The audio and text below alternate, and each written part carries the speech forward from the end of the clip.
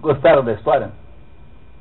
É uma história muito bonita, não se pode dizer que... A gente pode dizer que ela é um pouquinho prolixa, um pouco longa, mas ela tem um significado extraordinário. É isso que interessa, em última análise, a gente perceber agora. Alguém quer falar um pouquinho da história? Bom, como é que é a história? Há um anel maligno que está perdido, e esse anel, então, começa a obter poder, é encontrado e começa a criar poder, fazendo-se notar pelas forças malignas. Essas forças malignas chamam Sauron, que estava enfraquecido. Sauron, então, começa a procurar o anel para adquirir poder total e controlar todas aquelas comunidades naquele mundo chamado aí Terra do Meio, ou Terra-média, se quiserem chamar assim. E este Sauron só pode ser combatido se ele não tiver o anel. Mas o anel não pode ser transformado numa arma contra Sauron, ele tem que ser destruído. E essa tarefa, então, é entregue a um pequeno hobbit, comparativamente o menor e mais fraco de todos os indivíduos daquela comunidade. Esse hobbit, apesar de não ter nada com isso diretamente, aceita essa tarefa e se associa com um grupo de outros heróis, digamos assim, que vão então fazer um empreendimento quase suicida de jogar o anel nas fornalhas, lá, né, na montanha da perdição, para que o anel deixe de existir e Sauron possa então morrer. Depois de muitas e muitas peripécias, isso acontece, e com a morte de Sauron, então volta o rei Aragorn, né, o Passo Largo, que é o Aragorn, volta o rei, assume e casa com uma elfa chamada Arwen, que retoma então a normalidade na Terra do Meio. É isso. Não é? Eu podia ter começado dito isso logo de cara, porque assim a gente não teria passado a tarde inteira aqui, né? Não é isso? Isso para quem viu o filme parece completamente óbvio, certamente para os outros não seria tanto, né? Eu queria perguntar, vocês têm uma ideia de que tipo de literatura é essa? Quer dizer, o nome disso é conto de fadas, né? Não é um conto de fadas? É claro que isso começou como um conto de fadas. O Tolkien queria fazer um filho dormir e começou a contar uma história. Aí ele começou a inventar. No chão, num buraco, morava um hobbit. Então começou como um conto de fadas. Vocês têm ideia do que seja um conto de fadas? Assim como obra literária, o que é um conto de fadas? Todo mundo aqui leu um monte e contou para os seus filhos e contará para os seus também, os que não têm ainda. O que é um conto de fadas? É uma coisa tão interessante que as pessoas não compreendem uma coisa básica sobre contos de fadas. Conto de fadas é uma história em que pessoas normais se viram num mundo de loucos. Se compreende que conto de fadas é uma história para ensinar para crianças, pessoas normais, como é que você consegue viver num mundo de malucos, de loucos, de feras, de monstros. É exatamente o contrário do que tem hoje, porque a literatura moderna é a literatura em que pessoas profundamente anormais, né, comportam-se no mundo de normais, no mundo normal, não é isso? Então, os contos de fadas foram inventados para você ensinar a criança como é que a gente se comporta normalmente num mundo de doido. E a literatura moderna trata do contrário, ela trata de malucos completos, né, convivendo no mundo de normalidade. Não é uma coisa interessante que isso tenha sido completamente invertido? Então, qual é o sentido dessa história toda aí que vocês leram? A gente já sabe que isso não é uma alegoria, porque o próprio Tolkien nos proibiu de achar que o Sauron é o Hitler, que os hobbits são os ingleses, tá? Isso não pode dizer. Tá? Isso não é uma alegoria, tá? Não é uma alegoria. O Mário Ferreira dos Santos, para quem não conhece, é o maior filósofo brasileiro de todos os tempos. O Mário Ferreira dos Santos tem um livro maravilhoso chamado Tratado Simbólico, que acabou de ser reeditado pela Realizações. Então esse livro só tinha em sebo. É um livro, assim, que é um livro um pouco difícil de ler, mas aqui há várias pessoas presentes. Estou vendo aqui o Cláudio, estou vendo aqui, há várias pessoas aqui presentes que fizeram comigo, o Valmor, né, o esforço de ler uma boa parte do livro num grupo de leitura como esse aqui do Rédica Nicoma, que fizemos ano passado, no primeiro semestre, no segundo semestre fizemos a leitura da totalidade simbólica. O Mário Ferreira dos Santos diz que hoje em dia ninguém mais sabe o que é simbólica, porque todo mundo só consegue enxergar alegoria. Então tudo que a gente usa para interpretar o mundo são sempre métodos alegóricos. A gente sempre acha que as coisas estão associadas com algum fato do mundo moderno, que é alguma coisa que está acontecendo aí em volta de nós, quando na verdade, diz o Mário Ferreira dos Santos, né, há uma coisa muito mais profunda do que símbolo. Mas o que é, na verdade, símbolo? Se não entender bem qual é o sentido de símbolo, nós não vamos entender a interpretação possível da história do Senhor dos Anéis. Veja, vamos fazer aqui um raciocínio bem básico. Olha aqui, ó. De um lado eu tenho a realidade, do outro lado eu tenho a mente humana. A mente humana percebe a realidade, mas a mente humana, ela percebe a realidade por alguma intermediação, porque tudo aquilo que nós percebemos da realidade entra pelos sentidos. Os sentidos precisam lidar com alguma coisa. Essa coisa que entra pelos sentidos é chamada por vários nomes, por signos, sinais, enfim, há muitos nomes pelos quais nós damos para isso, que intermedia a realidade e o nosso cérebro. Antigamente, a gente achava-se que havia uma categoria especial de intermediários chamados símbolos. Isso hoje em dia ninguém mais acha que tem, pela mesma razão pela qual só se consegue pensar em alegoria. Também hoje em dia pensa que todos os símbolos se reduzem a símbolos, por exemplo, vamos dizer assim, linguísticos, porque a linguagem é um tipo de simbologia. Não é isso? Por exemplo, se você sabe português, você sabe que a letra G, A, T, O, ela equivale a um certo animalzinho, peludinho, que faz miau, miau. Mas se você não for um birmanês, que não conhece português, a palavra gato não te diz nada. Portanto, a linguagem também é um processo simbólico que nós aprendemos quando nós dominamos a linguagem. Não é isso? No entanto, como o mundo moderno não reconhece de modo nenhum que possa haver diferenças de profundidade, ou não reconhece de modo nenhum que possa haver diferenças qualitativas nas coisas, para o mundo moderno tudo virou signo, quer dizer, todos esses intermediários são signos. Esses signos foram então resumidos no mundo moderno por uma ciência chamada semiótica ou semiologia. Semiótica é o nome que dá essa ciência o John Locke, que é um filósofo inglês, e semiologia foi o nome que Ferdinand de Saussure deu a isso. Então, para esses modernos, o conjunto do estudo desses intermediários é tudo chamado semiótica, semiologia. Não sei se vocês compreendem que isso representa uma profunda decadência. Quer dizer, do mesmo modo que a alquimia decaiu para a química, ou seja, ela perdeu o sentido simbólico. O que é decair? Perdeu o sentido simbólico. Do mesmo modo que a astrologia perdeu o sentido simbólico e decaiu para a astronomia, em que você apenas estuda relações neutras entre astros, também a simbologia perdeu o sentido simbólico, né, e virou semiologia. Isso que a gente chama de semiótica no mundo moderno é apenas uma versão decadente da velha simbólica, essa que o Mário Ferreira dos Santos nos ensina a entender, e que não é mais possível no mundo moderno, porque o mundo moderno não reconhece mais símbolos. Por isso que todo mundo acha que o Sauron é o Hitler. Porque como a gente não reconhece mais símbolos, no máximo nós fazemos é nos contentarmos com alguma imagem pantográfica assim, do mundo moderno, entendeu? Como se fosse uma paráfrase, por exemplo, uma paródia. É a Cacete e Planeta fazendo uma paródia da novela. Então a gente pensa que tudo é assim. Por que a gente pensa isso? Porque nós não reconhecemos mais a existência do símbolo. Mas como é possível não reconhecer a existência do símbolo? Ora, os símbolos são muito diferentes dos outros signos. Por exemplo, vamos imaginar o seguinte, que você mora com um amigo e criam entre vocês um código para que quando alguém está com a namorada, tem que põe na parede, pendura na janela uma camisa vermelha, então o outro não sobe. Não é uma coisa comum? Pois, esta camisa vermelha na parede é um símbolo, porque, enfim, é um signo. Porque, afinal de contas, o que são signos, símbolos? O que é a palavra gato? São todas coisas que estão no lugar de outras. Então, eu, em vez de trazer o gato e mostrar para você, eu digo gato.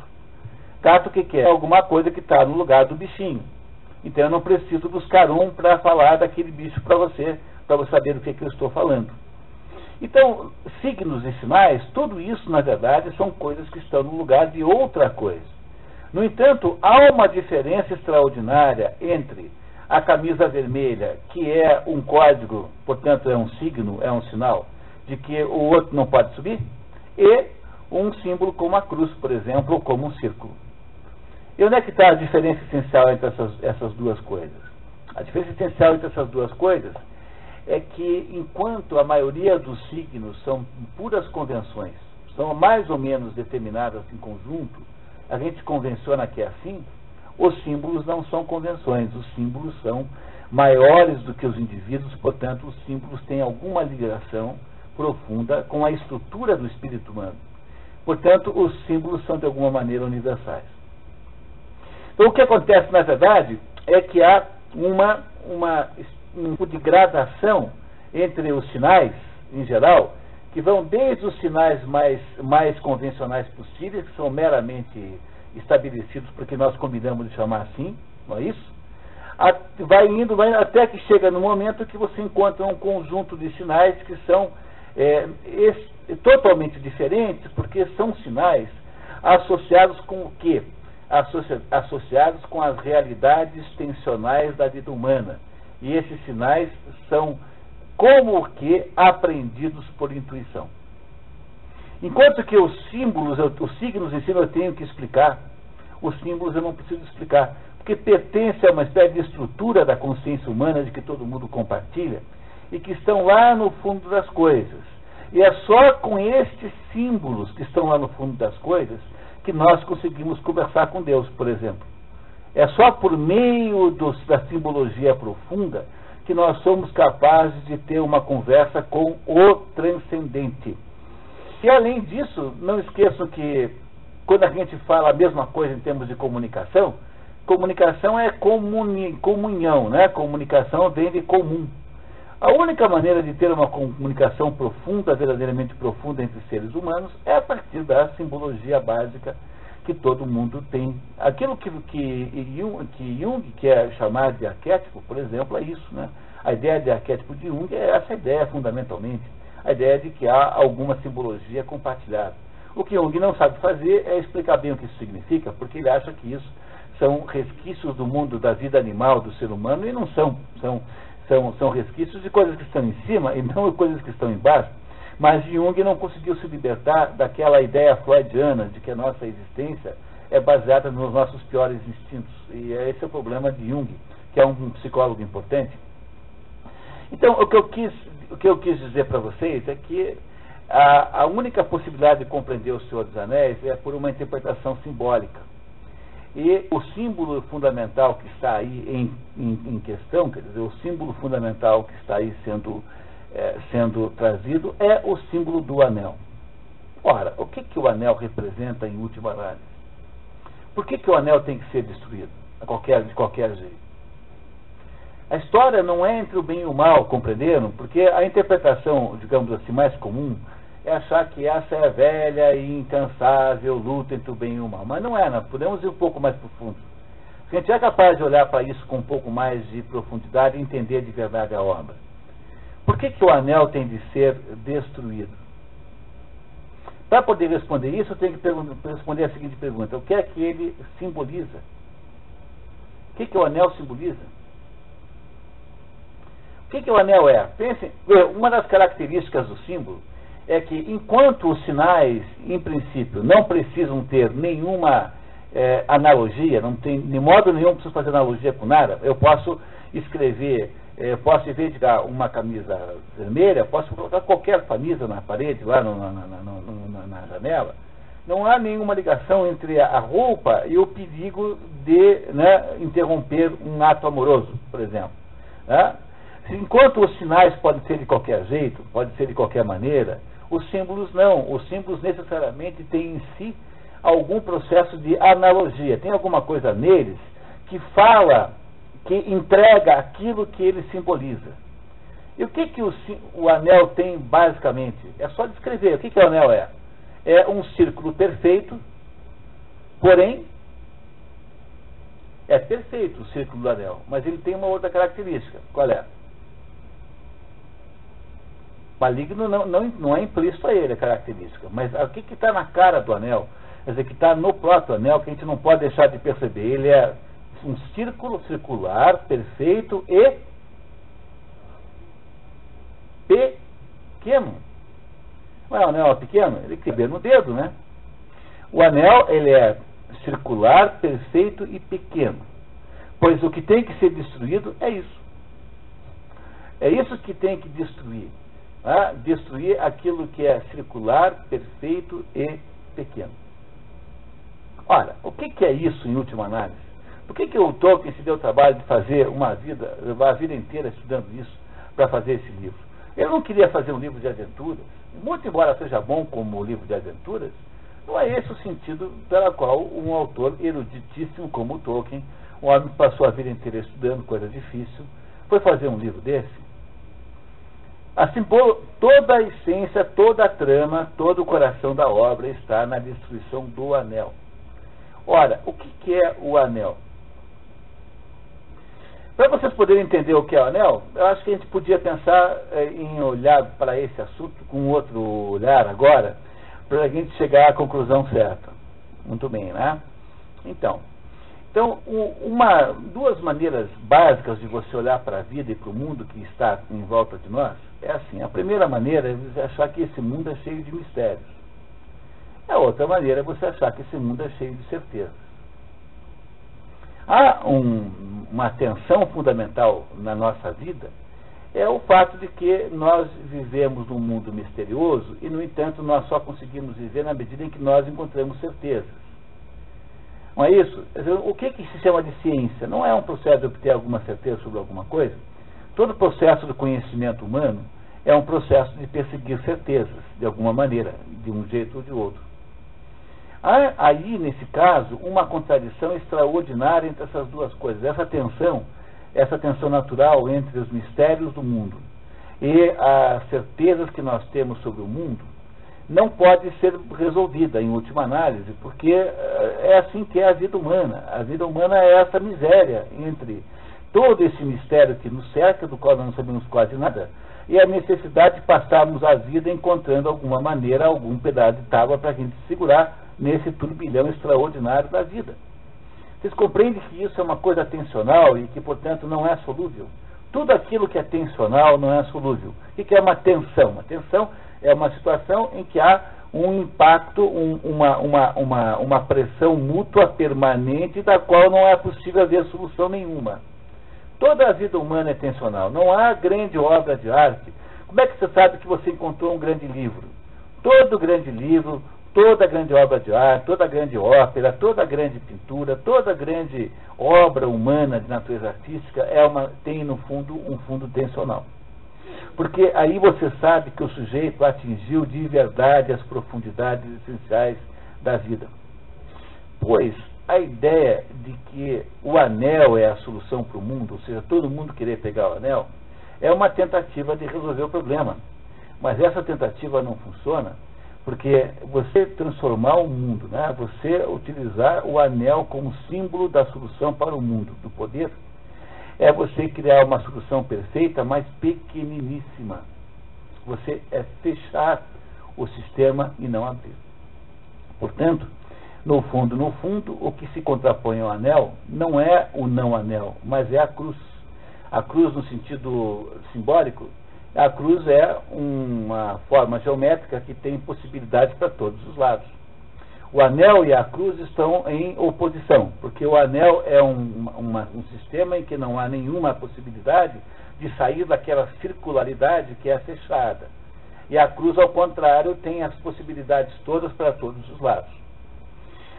O anel corresponde à aceitação da explicação lógica como sendo a única possível, enquanto a cruz corresponde à possibilidade de conviver com o mistério.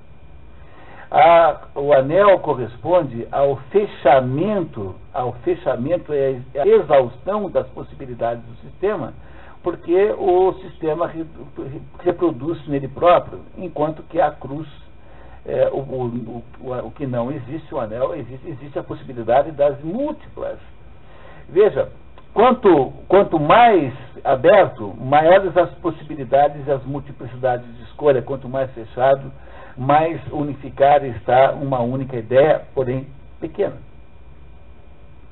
O que o anel representa é a atitude humana de tentar enfiar o mundo na cabeça.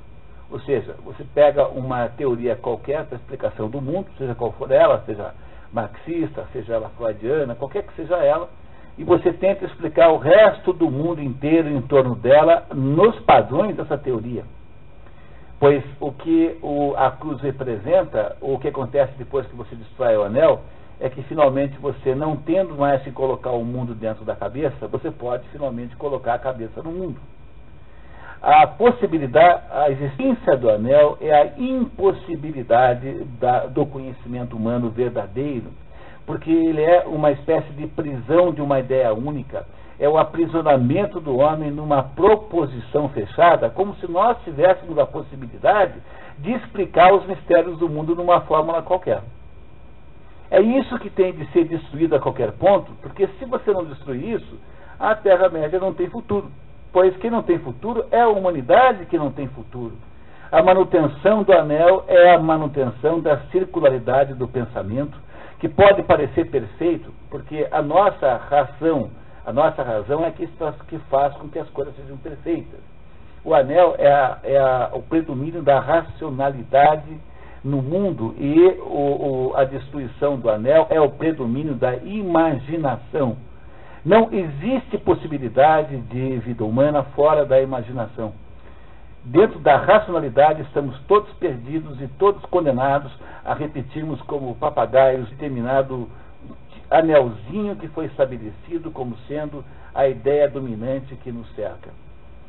O que o Senhor dos Anéis está propondo é destruir esta redução da vida humana a um pequeno conjunto de explicações que os seres humanos fazem a partir da sua própria percepção deles mesmos, ou seja, sem a possibilidade de permeação dessas coisas para fora, com o mundo fora de nós. Na verdade, o que a gente nunca deve esquecer é que tudo flutua num mar de mistérios. E toda vez que você tenta produzir um anel, você transforma esses mistérios em arremedos de explicação para caber na sua pequena teoriazinha marxista, freudiana, não sei o que, que é só o que o mundo fez no século XX. O século XX passou o tempo todo criando teorias reducionistas nas quais você enfia o mundo. Então, o marxismo explica o amor entre os casais, explica o amor de pais e filhos, explica a religião, explica qualquer coisa pelo critério marxista. É só você pegar o autor certo. O freudismo explicará todas as relações humanas, todas as relações econômicas, todas as relações sociais por meio de explicações freudianas, ligadas à repressão dos sentimentos, enfim, ligadas aos desejos. Pois são estas as analisações do mundo que o Senhor dos Anéis está nos dizendo que tem que ser jogadas na fogueira das montanhas da perdição, porque não há modo da gente viver dentro dessas possibilidades, né? Não há modo da gente viver assim de modo saudável. Isso simplesmente não é possível. A humanidade não funciona assim. A natureza humana é mais ou menos como diz o Chesterton, diz assim: olha, nós temos que criar a única proposição de vida que funciona é quando você cria uma proposição de vida em que você tem em relação ao mundo uma sensação de espanto associada a uma sensação de acolhimento. E o Chesterton acha que essa é a essência do cristianismo, aliás. A vida que funciona, a vida que vai dar certo em última análise, é uma vida que, ao mesmo tempo que se tem um espanto com relação a tudo que está em volta, tem uma sensação de acolhimento nesse mundo de coisas espantosas, nesse mundo de mistérios. É a única vida humana possível em outra análise. Toda vez que você abdica de considerar o mistério, de considerar o mágico, o místico, quer dizer, toda vez que você acha que os milagres podem ser explicados pelas leis da física, você acabou de jogar fora a possibilidade de compreender o mundo. Não há vida filosófica possível dentro de uma perspectiva que tudo pode ser explicado, que é a primeira condição para você poder ter vida filosófica, é você partir da ideia de que tudo flutua no mar de mistério. Não é possível pensar o mundo não ser assim. O que acontece na história é que a destruição dessa redondez, que é o que aquele mundo diabólico, por que chama Terra do Meio? Porque o homem vive entre a terra do inferno e a terra do céu. Mas o homem vive, a natureza humana está sempre entre um firmamento de luz e um abismo de trevas. É por isso que essa Middle Earth, na verdade, é a Terra do Meio, não é a Terra-média. A Terra-média dá uma outra sensação, dá uma outra impressão. Terra do Meio é muito melhor porque ele dá para você a ideia simbólica de que o ser humano vive com a possibilidade do inferno e do céu. Mas o inferno, não tomem aqui o inferno como metaforicamente, nesse sentido popular, mas o inferno é você mesmo botar a sua vida, aprisionar-se num próprio anel, quer dizer, isso que é o inferno, você se transforma numa própria redundância. Então a gente tem que escolher entre isso e a possibilidade de abrir o sistema para botar a cara no mundo. Porque nós não vamos terminando o mundo, colocando o mundo na nossa cabeça, porque isso é uma pretensão extraordinária, não temos que fazer o contrário, colocar a nossa cabeça no mundo e não o contrário. Esse é o sentido dessa obra, é por isso que essa obra é uma das mais notáveis obras que foram escritas. Quando você, no final do livro, percebe que, lembra que o Aragorn casa com a Arwen, ora, qual é o sentido dessa história? No cinema é apenas um par romântico, né? Mas no sentido do livro é que a possibilidade de vida humana na Terra-média só funciona quando você faz o casamento da Terra com o céu. Porque a Arwen, ela representa de alguma maneira o céu. Ela é do grupo celeste que se retira e deixa a Terra para os homens. Pois o que é que significa o casamento da Terra com o céu? O casamento da Terra com o céu é o casamento do espírito com a matéria, do espírito com as coisas humanas materiais. É a garantia de que o anel não será reforjado. Essa o sentido simbólico do casamento dos dois no final, que é um casamento meramente, que no filme tem uma conotação muito romântica, mas que no livro não. No livro tem uma conotação apenas simbólica para não nos deixar esquecer isto, que é o casamento do Aragorn com a Arwen, o casamento do céu e a terra, que é o casamento que nos torna capazes de produzir uma vida humana. A vida humana não funciona forjando anéis para que nós reduzamos o mundo a eles, porque embora eles pareçam perfeitos, porque eles podem ter até uma circularidade perfeita, como se fosse um pistão de avião, não é? Entendeu? Imagina que um pistão de avião, né, tem uma circularidade perfeita, mais do que de um automóvel. Pois, no entanto, eles são pequenos, porque uma perfeição de circularidade não implica que eles possam explicar alguma coisa. O que Tolkien faz é uma mitologia que nos ajuda a entender simbolicamente que não é possível construir o século XX de novo como nós construímos. Nós estamos continuando a construir, né? Vamos lá com os burros na água, mas paciência. O que ele fez foi uma tentativa de demonstrar que não é possível governar, embora que coisa mais poderosa e atrativa não é alguém ter o domínio do anel para que todo mundo curve-se à sua autoridade. Que maravilha não seria para o ser humano dominar todas as possibilidades da vida dentro das suas próprias mãos. Essa é a razão porque todo mundo resiste a entregar o anel. E até mesmo Frodo, no último minuto, resolve não jogar. Depois de ter quase se matado para chegar lá, ele finalmente percebe que destruir o anel seria uma coisa muito ruim. Pois o anel, diz o Gandalf com certeza, não pode existir. Não é que ele tenha que estar nas mãos do bem. Veja, o Saruman diz assim, num dado momento, acho que a gente não viu aqui no resumo, né? Diz assim, olha, vamos usar o anel para o bem, nós vamos só mudar o método, mas no fundo os nossos objetivos são os mesmos. Quando alguém aparece com a ideia de usar o anel para o bem, mas o anel não pode ser usado para o bem, porque o anel é essencialmente mal, porque o anel é uma redução ilegítima das possibilidades humanas.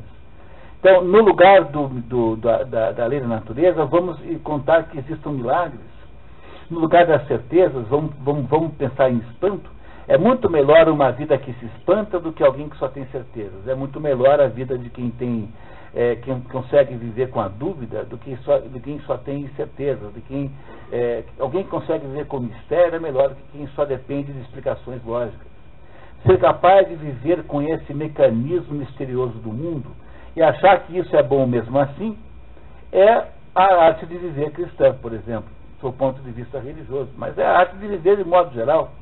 Entender que isso tudo que existe em volta de você é alguma coisa que você nunca compreenderá. Então não há nenhuma razão para aprender isso em nenhum esquema. Rodrigo.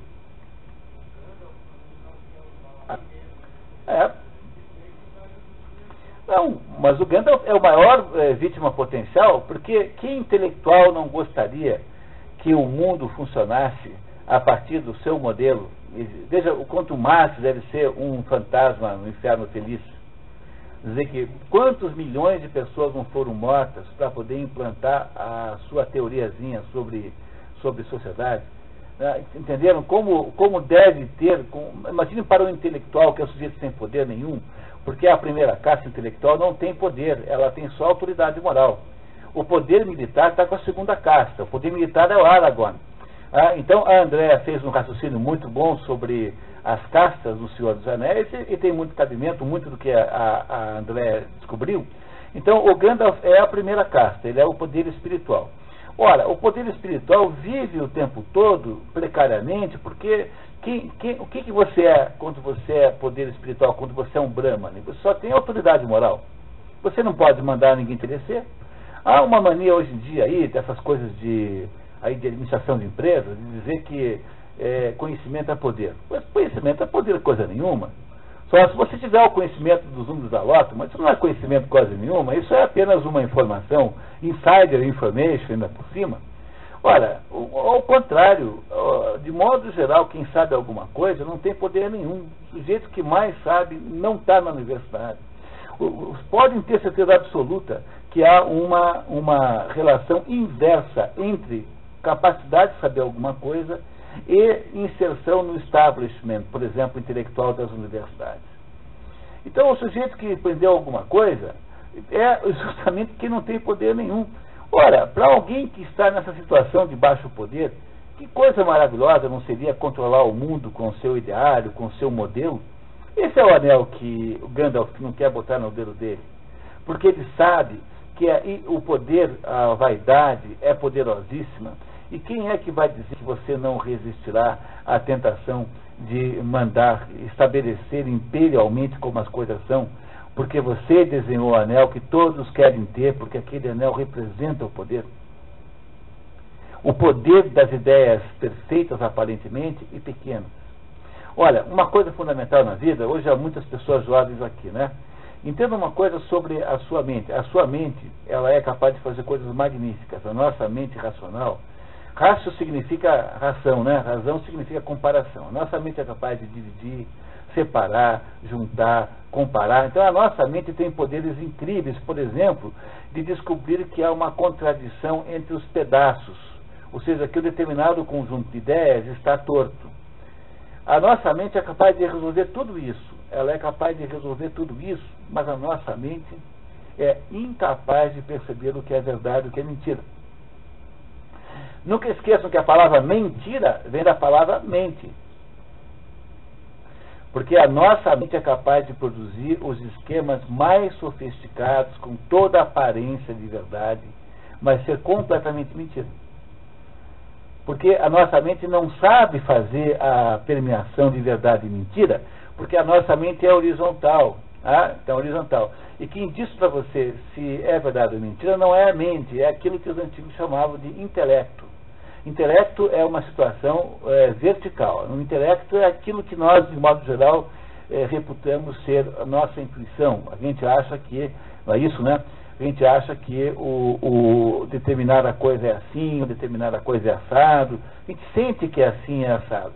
A nossa intuição, muitas e muitas vezes, é muito mais útil do que o nosso raciocínio. Porque o nosso raciocínio é capaz de produzir todo tipo de auto-engano.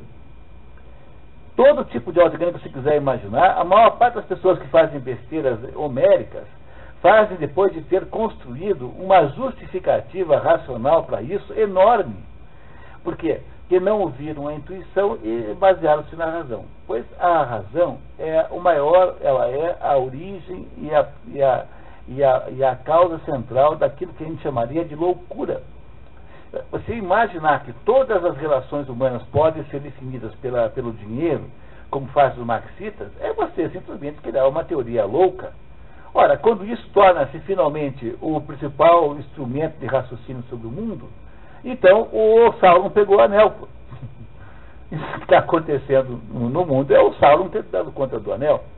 Mas não deu tempo de destruir o anel. Então, quando a gente transforma essas coisas num instrumento de compreensão da vida, essas pequenas, minúsculas circularidades perfeitas que são o anel, nós destruímos o mistério da vida. Se você destruir o mistério da vida, você se torna incapaz, absolutamente incapaz de produzir qualquer espécie de conhecimento, de viver nesse mundo. Pois o que nós fazemos hoje em dia é criarmos um mundo cheio de anéisinhos. O anelzinho ambientalista, o anelzinho marxista, o anelzinho freudiano, todos esses pequenos anelzinhos aí, anéisinhos, né, são aquilo que controla a nossa vida. O único jeito que tem é destruir isso tudo, como o Frodo fez. Está com a mão levantada aqui. Era André, né? Desculpe só um minutinho, Antônio. Então, você não sabe as justificativas que eu já inventei para mim mesmo, entendeu? Para fazer bobagem. A mais assim simples dela. Amanhã é Natal. Entendeu? Essa é a mais simples de todas. Você não sabe que a sua mente é capaz de produzir de falsas justificativas para você fazer as maiores barbaridades. Não que eu tenha feito muitas grandes, mas que sejam só são aceitáveis depois que a sua mente inventou uma explicação. Nunca esquecer que a palavra mentira vem de mentes. Mentira e mente têm a mesma origem. Então é preciso a gente desembarcar de uma vez da pretensão de construir uma vida humana com base na racionalidade. Você não vai conseguir. Você só consegue fazer bem quando você constrói uma vida humana com base na imaginação e não na racionalidade. O único jeito da vida humana dar certo é com base na imaginação. E para você conseguir ter imaginação, você tem que se comportar como criança que é capaz de perceber mundos que são invisíveis. Por isso aqui Jesus diz: venham minhas criancinhas. Não que ele seja pedófilo, entendeu? Tá? Mas é porque ele está dizendo que o comportamento humano humilde, que é o comportamento que vai para o céu, é o comportamento que diz assim: olha, eu não entendo quase nada disso, pô. Eu não vou criar aqui a tirania da minha pequena ideia. Eu vou tentar pegar uns pedacinhos, o que eu puder dizer assim: olha, eu humildemente consegui aqui essas moedinhas do meu cofrinho. Mas o conhecimento humano é uma espécie de cofrinho que você põe lá, mas se você somar tudo, dá R$30. Que ninguém te dá a moeda de um, né? Que a gente dá para as crianças aquelas moedas que é 1 centavo. R$1 você não põe. Então, o problema da vida humana é que você não vai para o céu, né? Aí olhando simbolicamente para o cristianismo, se você não tiver o comportamento de criança, que é o comportamento capaz de acreditar em elfos.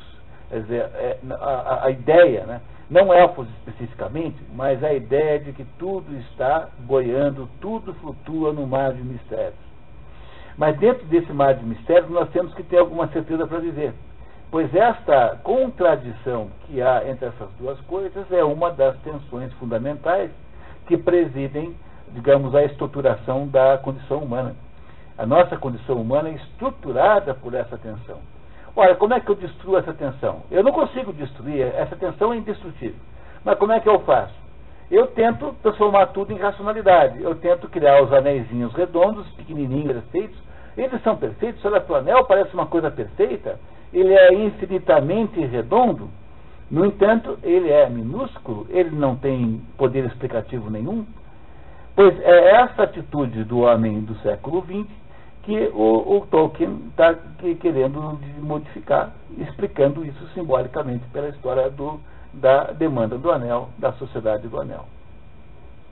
Essa é a interpretação que eu acho que tem sentido e cabimento dentro das possibilidades do texto que a gente aí entendeu hoje. Então, pessoal, comentários, dúvidas, perguntas, considerações? Antônio, você tinha algum comentário? Tá certo. Então, feito isso, pessoal, queria então, passemos um pouquinho de tempo. Eu nunca passo, né? Eu queria muito agradecer a todo mundo, e hoje os agradecimentos são maiores. Primeiro, agradecer ao SESI, que é o patrocinador desse nosso evento aqui, agradecer aqui ao Tomás, que fez o resumo, muito bem feito, parabéns, Tomás. Agradecer a Patrícia, que cuida de toda a estrutura que está por trás do evento, agradecer a Denise Maria, que é a autora desse material bonito que a gente tem aí sempre. Vocês, sobretudo, que vieram aí, gastaram a tarde de sábado para pensar nisso, e dizer que quem quiser tem aqui ainda um pequeno, aqui tem um folhetinho, né, uma filipeta da Ética Nicômaco, vai para todo mundo também pela internet. Mas quem quiser já levar, por favor, está aqui à disposição. Muito obrigado e até daqui a 15 dias com 1984. Até lá então, né? 1984 é o anel. Tá?